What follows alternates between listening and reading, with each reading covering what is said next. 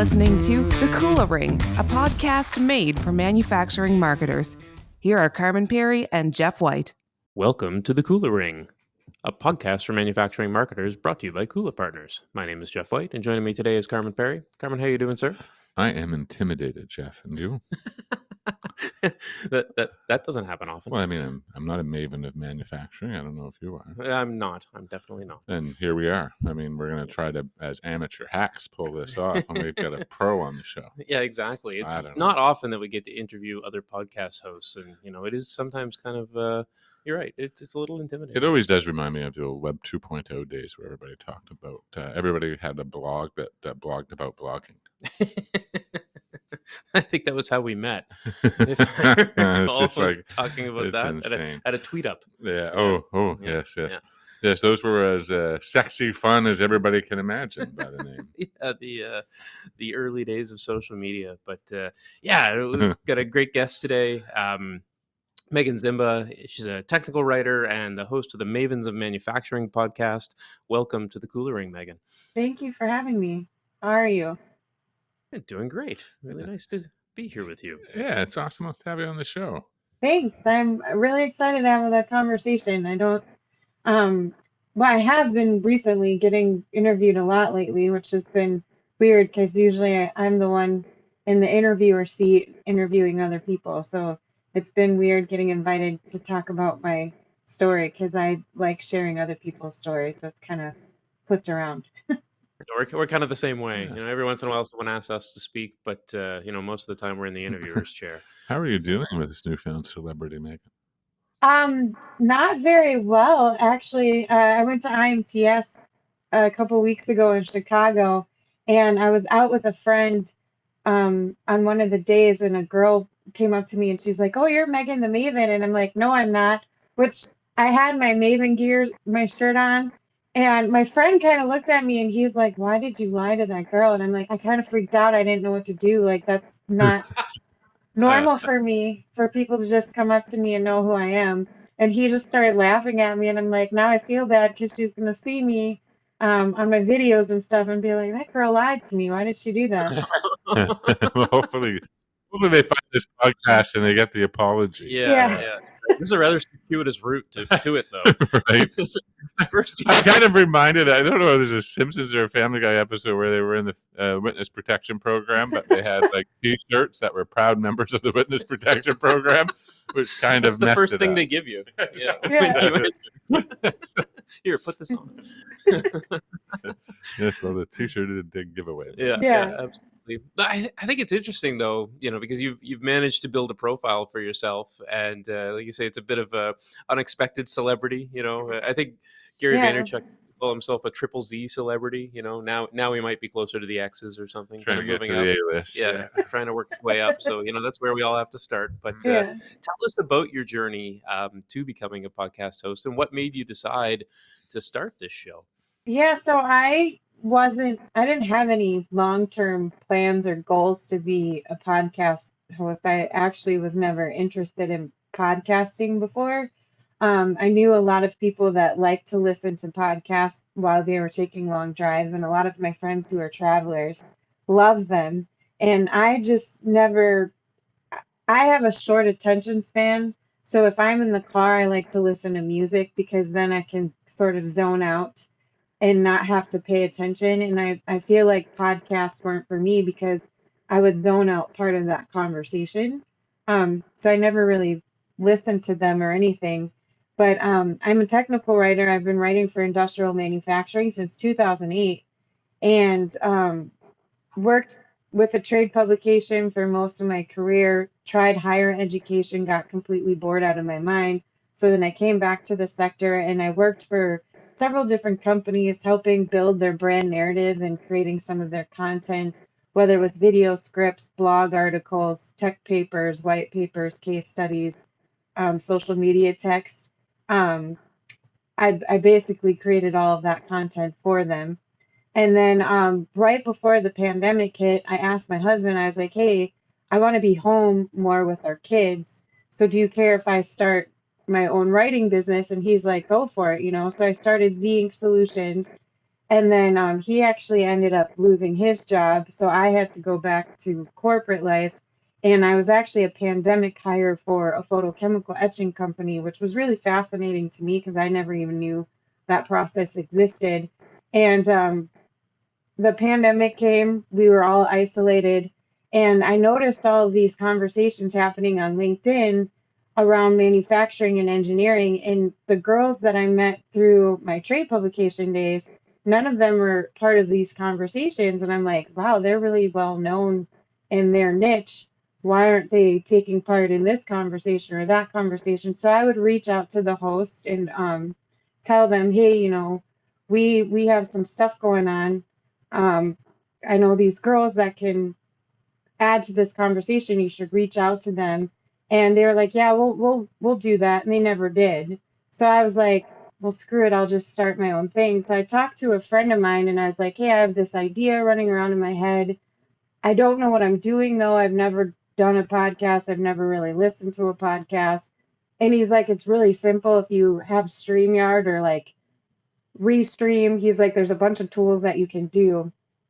So he's like, reach out to your LinkedIn audience, see if there's any interest. If there is, come back to me and I'll teach you how to do all this stuff. So I made an announcement on LinkedIn and I was like, hey, I'm looking for women who are in manufacturing and engineering that want to share their story. I'm starting this new podcast called Mavens of Manufacturing. It's actually going to be a video broadcast. So if you're interested, please reach out to me. And I had like 30 women reach out to me wanting to share their story. So I went back to my friend and I'm like, okay, now you really got to help me because I have no idea what I'm doing. So he taught me how to like start a StreamYard account and how to connect it with YouTube and all that stuff. So I'm terrible at video editing. That's not my forte. So the StreamYard platform really helped me be able to just have a template where I have an intro video. I can hit live, hit the intro video, take that out, do the conversation, and then everything just gets automatically uploaded to YouTube when the conversation's done. So there's very little editing that I do. For the podcast portion of it, though, I do have help.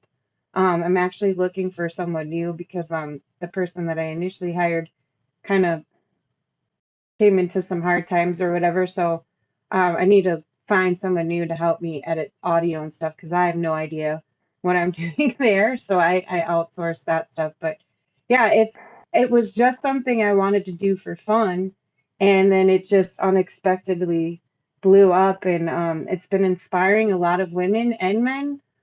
So a lot of men have gotten behind it and they advocate for it now, which is really, really awesome because we have the skills gap going on in the sector and we need all hands on deck to start closing that and getting the next generation really excited about engineering and manufacturing. So it's been a crazy and fun experience. It's just I was not expecting a lot of people to come up to me at IMTS and say, hey, it's Meaghan. And I'm like, what is going on here? So I'm kind of suffering from this imposter syndrome, but I think I'll get better as the time goes on. So whoever that girl was that said hi to me, I'm really sorry. Completely caught me off guard. So we have the apology. Indeed. We also, if you do audio editing, reach out to Meaghan. So we've got an Yes, ad please. for that. Yeah. I just I guess I'll preface the rest of what I'm going to say in this show because I just never know when I'm going to offend large swaths of Oh people. God, here we go. Well, no, but look, I mean, we live in a very politically charged world, and anytime you're talking about, gender roles, equality, or the lack thereof, et cetera, it can. My goodness, I mean, there's a bunch of people out there that'll just get fired up, think that you're trying to shove wokeism down their throat or whatever. And I guess that's not what I'm about or trying to do. But at the same time, it was really striking to me, Meaghan, as you went through that. And I kept reaching out to these people and say, here's some really smart women that really know their, well, I'm going to say niche rather than niche just to drive you crazy, but they really know their niche. But they just wouldn't get return phone calls, and it's,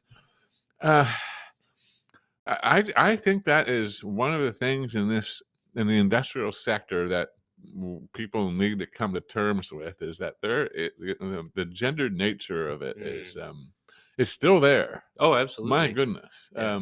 And you see it kind of come out in very kind of In different ways. yeah. Anyway, Yeah. I don't know if I had a question there so much as It's this is commentary. yeah, just a compelling kind of. I'm just like, really, they wouldn't even phone them back. Yeah. Like, I mean, not gonna lie, most of the best guests we've had on this show have been women. That's true. They're really leading the sector. So it's interesting that it's taken your show to kind of bring some of those voices to life. How did you find those initial interviews, and what did you talk about? So I just, and again, initially I just made an announcement and I had around 30 people reach out to me and say, yes, I want to share my story. So after that initial group came to me, I had pre-briefings with them where I would talk to them for like 15 to 30 minutes, get to know their story a little bit better. And I don't like scripted conversations. I really love natural reactions and authenticity. So a lot of women were, a lot of them were kind of scared to do the live recording. They wanted to do pre-recording so that if they messed up something, they could edit it out. But I really want to show the human side of the people in this sector because that's what drives the passion and the inspiration, I believe. So once I kind of talked them off the ledge of doing a pre-recording, they just felt comfortable and it was a natural conversation. But I've talked to women. So there's an organization called Women in Manufacturing. I talked to the founder of that company. I've talked to a lot of CEOs, women on the shop floor, welders, CNC machinists. I've even talked to students and apprenticeship or apprentices and interns. So I've talked to a variety of different ages and career type roles. And that's what my intention is. I want to show the next generation that this isn't a dirty, dark, dangerous, dull place to work in anymore. Like you still have dull stuff, you still have dangerous stuff, you have dirty and dark stuff. But there's a lot more happening now with all of the advancements in technology. So necessarily have to be good at math and science either to have a part in this sector. You can be a writer like myself. You can be someone who's really good at sales and connecting with other people. You cannot know anything about engineering and manufacturing and go to a tech school, get an apprenticeship, and learn how to CNC machine and program the machine and do all of that stuff fairly quickly and not get into a bunch of like debt. So I want to show the broad range of opportunities with engineering and manufacturing. I had, a woman who's from an additive manufacturing company, and she was talking about a project where they actually printed out a hull of like a submarine, like a mini submarine. I've talked to an owner of a big crane company. Um, I'm trying to get another woman. She's made actual steel-toed fashion boots and fashion shoes for women who have to walk on shop floors all the time. And she's like, anything that I had to wear was so bulky and not fitting and it wasn't fashionable for me. And she's like, why do I have to look like this big, bulky person walking on the shop floor? Like, why can't I maintain my femininity? So she started a shoe company, and I'm trying to get her on to talk about what inspired her to start the shoe company. So it's a wide range of different types of roles and personalities, and because I don't feel like you have to be a certain type of person to be in engineering and manufacturing. I think you can just be who you are and have a passion for it, and you can find a place within the sector because it's so broad. I think that's just an incredibly important message. I mean, you said earlier about the kind of little foray that you did into post-secondary education, right? You're like, I was bored out of my mind and I needed to come back to industrial.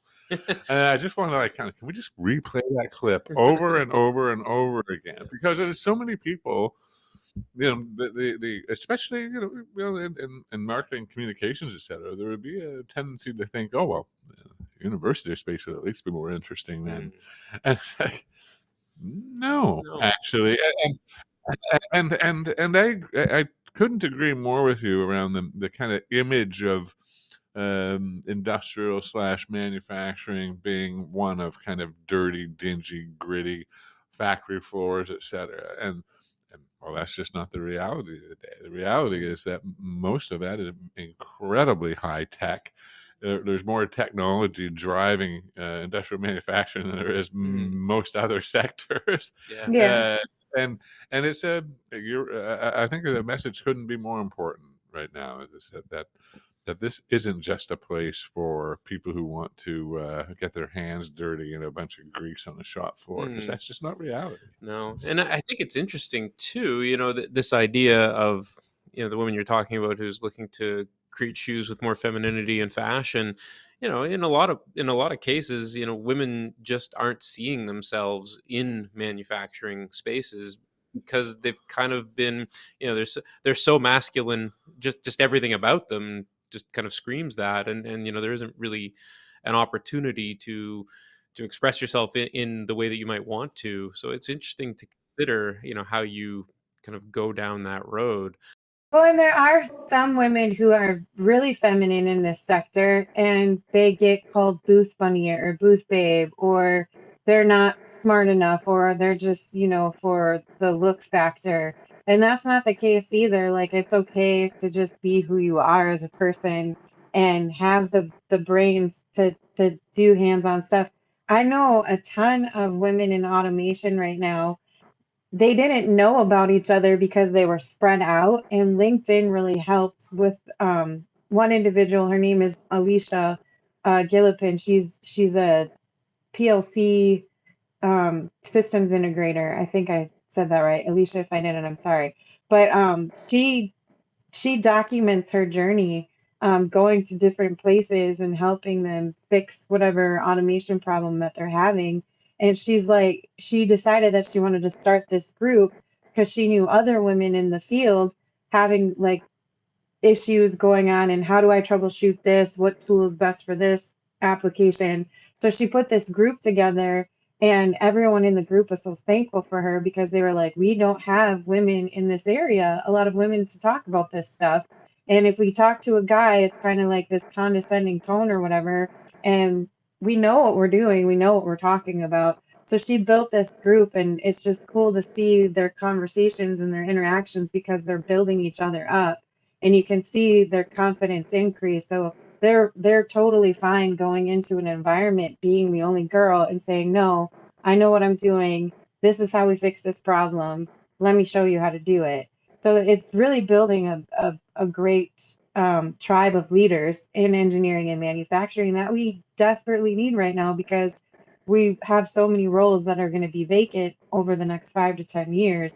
We really need to start closing that and bringing, women who are just coming in and allowing them to grow and climb up the ladder. I think that's going to help a lot as well too. So I'm not like trying to push men out of this sector, not at all by any means. A lot of my mentors who've helped me, grow within this sector have been men, and I'm so appreciative of them. And we still need the men in the sector to be in the sector. We need them to mentor other people in the next generation, and we still need their knowledge, and we still need their hands-on experience. We still need them, and we need other men to come join as well too.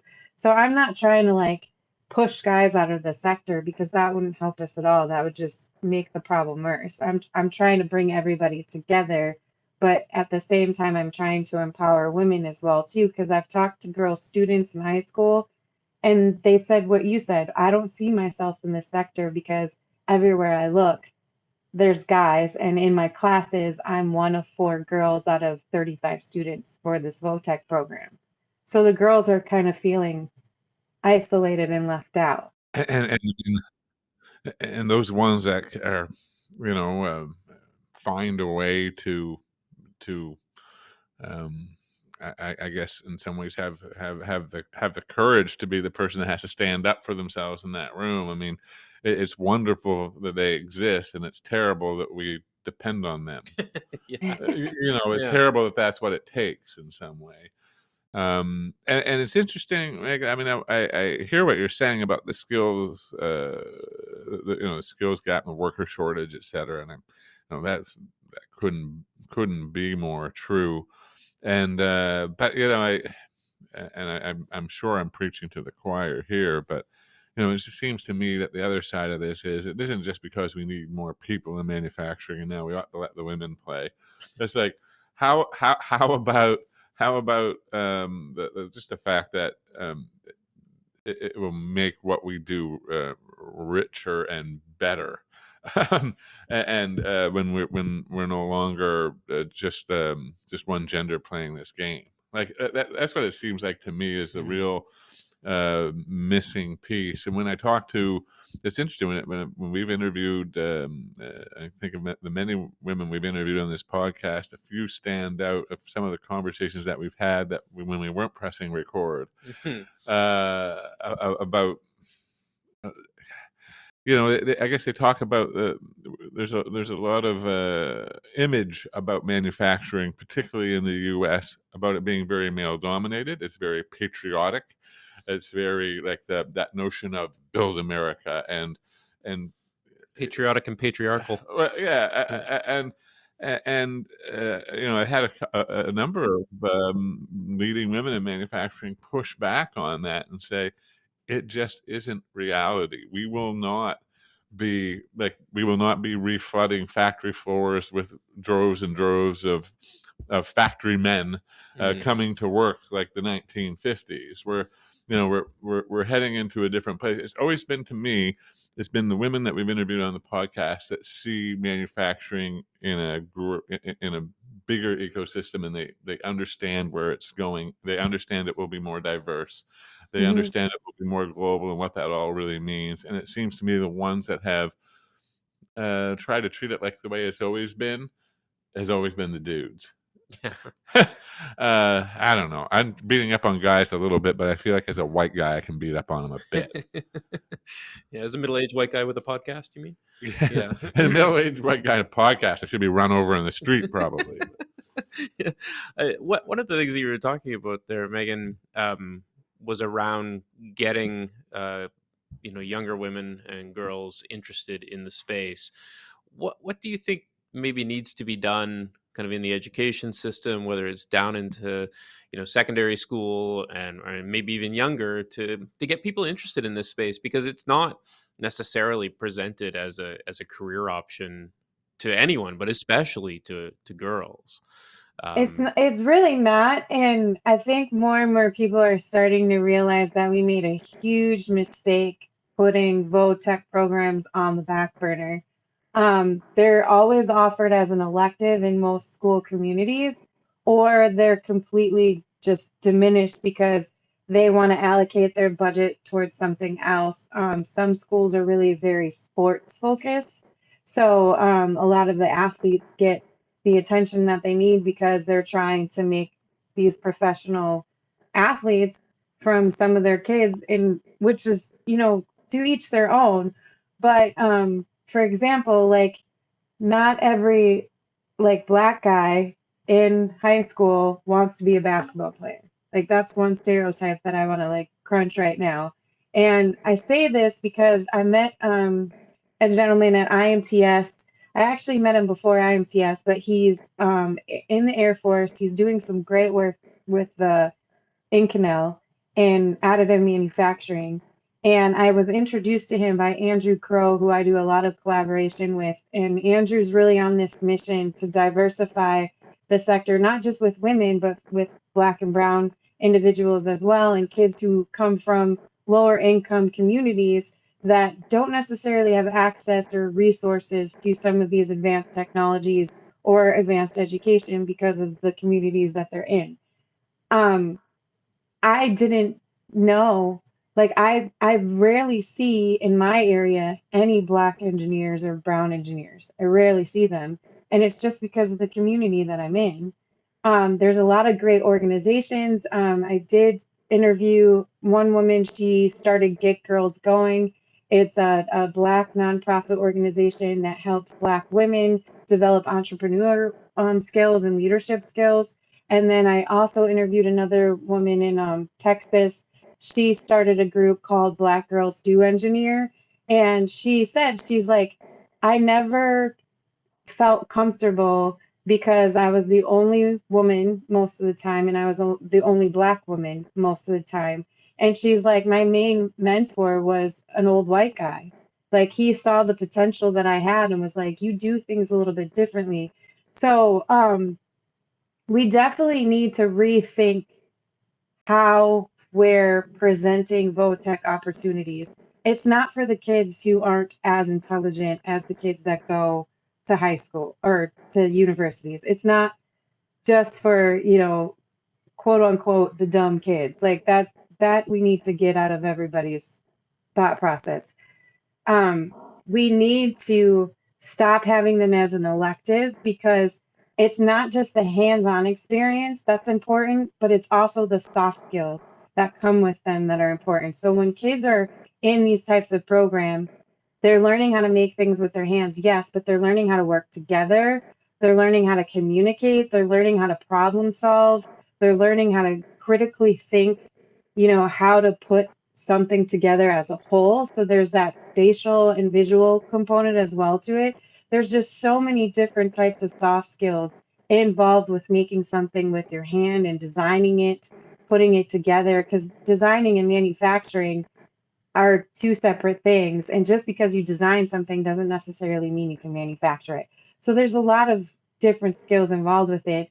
And I think we need to start exposing kids at a younger age, starting at the elementary level. So an article came out, I believe it was from Ohio, where they were teaching kindergartners how to CNC machine using color.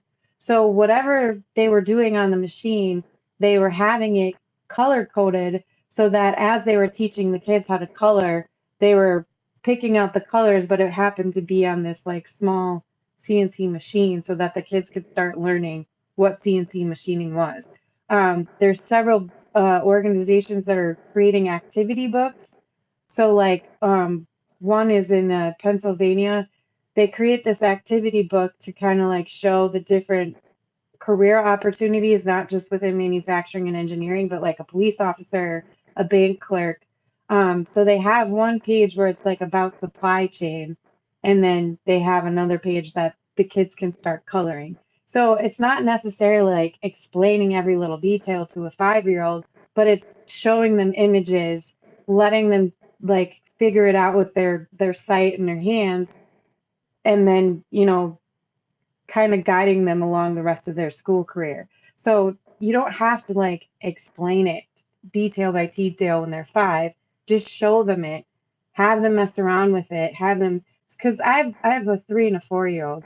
My 3-year-old is obsessed with throwing things on the ground, and everybody's like, well, what the hell is he doing? He wants to break it open because he wants to see what's inside. So he'll throw something on the ground, it will break, and then he'll try to put it together. So just allowing them to be curious and experiment, I think, is really important, and just supporting that as they grow up.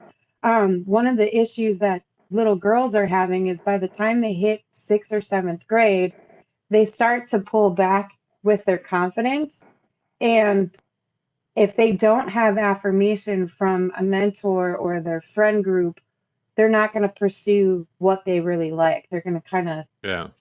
get inside themselves, I guess you could say. And this has been proven time and time again. So how can we keep their confidence up when they hit that vital age and like keep them going? How can we keep them playing with things that involve engineering, design, and manufacturing? How do we change that whole thing? And I really believe that community leaders need to reconnect with their educational institutions that exist within their community and come up with a plan. And some communities are doing that right now. Like where I grew up, they actually switched their curriculum to academic focused. So they have different academies in their high school. So if you're interested in like health science, they have an academy for that. If you're interested in engineering and manufacturing, they have academy for that. And they focus their coursework on the academy that they're in. So I think we need to start seeing more of that and just start like training them a little bit younger and then supporting that training as they get through high school and then supporting them even after high school because a lot of kids just don't know any of this stuff exists. I talked to 4 students at IMTS, and because I got a bus sponsored from the high school I graduated from, and I talked to 4 kids from the high school, and they were like, "We had no idea any of this was even available to us. We had no idea that this existed. So how are they going to pursue a career if they don't even know it exists?" So we got to start doing a better job by exposing them and bringing awareness to these different types of opportunities, and then figuring out, okay, how do we mentor them? How do we get them comfortable so that when they are done with high school, they can do interviews, they can communicate with people, they know how to ask questions, they know how to pick which job they want to do. How do we give them those skills as well too? Because sometimes we just throw them to the wolves and say, good luck, Good luck. have at it, have at it. And that's not the best for a lot of people. That's what happened to me, and I almost screwed up my life. My mom and my dad were like, just go to college, you'll be fine. And I was like, yeah. Yeah. I'm curious because you detailed a number of, in some ways, I think pretty positive kind of, things that are indicating that we're heading in the right direction, albeit maybe more slowly than anyone would like. I guess you've been a technical writer in this space for an awfully long time, a female technical writer in a male-dominated world, and so I'm curious. Have you personally experienced some significant change along the way? Do you feel like we're getting better? Are you more hopeful for where we're going now, or are you like, I'm still not so sure? Yeah, I mean, I think as long as we keep having conversations around it and not ignoring the negativity that happens. So I when I first started out, the very first trade show that I went to, my boss was like, okay, I need you to maintain your professionalism when you get on the trade show floor. And I was like, what the heck are you talking about? And when I walked in, I think I was one of 5 women total in that during that time. So this was back in 2008. And the stares, the comments, the side, like everything that happened to me made me feel really like gross. And I was just like, oh, this is what he's talking about. Okay. I don't see that as much anymore at some of the trade shows that I go to. I feel like there is a respect now, and women aren't just gawked at anymore. Sure, there's still some companies who put women in their booth for a purpose. Hopefully that will start to lessen as the years go. But I'm actually really, really excited because I see a lot of women who are purchasing companies and actually being the business owner of companies. And they never thought they would ever be in this sector. And then it was either like a family member or a friend or something that got them into the sector, and they fell in love with it. And they were like, I'm just going to buy the company and run it myself. So I'm starting to see more and more women take on those leadership roles, which is really refreshing. But I'm also seeing more and more women saying, I can weld that. I want to learn how to weld. I want to do CNC machining. I want to do PLC programming. I want to be a SCADA engineer. So I definitely see confidence building up and more women trying different things that they would never have tried before. So I've talked to at least 3 women who started out in interior design, and then they were pulled in for some type of marketing role. They fell in love with the company so much that they decided, well, I'm going to learn this, and so I can do this job better. And then they ended up buying the company. I also talked to a psychology teacher. She got so bored with psychology, um, and she knew that there was this gap. And she's like, I saw a connection between people working with their hands and how they feel about themselves. She's like, so I started learning about welding. She got certified as a welder, and now she uses her psychology skills with her welding students so that, you know, it's kind of like a therapy for them. which is really freaking cool. And she's like, yeah, I just got bored being a psychology teacher, so I decided to do welding. Like, This okay, is not a cool. path you normally hear about. Yeah. No, but I think it's an important message for people to hear, and Yeah. I hope that it can carry forward. And I think you're doing some very important work here, Meaghan. Yeah. And Yeah. I'd love to catch up with you again, maybe in 12 months and see where you're at. Yeah, absolutely. I'm looking forward to just continuing to grow Mavens. There's a show in March. Um, a lot of women are entering the construction area, which I think is fantastic because that I just every time I'm driving on the road and I see construction happening, I'm just fascinated how they're able to recreate a route to create that constant flow of traffic, especially in busy areas, and then the stuff that they're doing with bridges and just it's fascinating to me that all this stuff is happening and life still goes on and these people are on the side of the road. More and more women are getting involved in that. So I'm trying to go to Con Expo next year in Vegas because I really want to see if there's still a gender disparity there. And I want to talk to women who are in that industry and see if maybe there's something I can do there to get the next generation excited about construction too, because we're always going to need it. Like things are always falling apart and we need to maintain it. So I'm hoping to get more involved with that area. And I'm really excited to talk to women because I just think that area is fascinating. And women who do it are pretty cool. We look forward to watching this unfold. I think it's going to be very fascinating. Yeah. Thanks so much for joining us today, Meaghan. Yeah, thanks for having me. This was fun. Very cool. Cheers. Thanks for listening to The Cooler Ring with Carmen Perry and Jeff White. Don't miss a single manufacturing marketing insight. Subscribe now at KulaPartners.com/thecoolerring. That's KULAPartners.com/thecoolerring.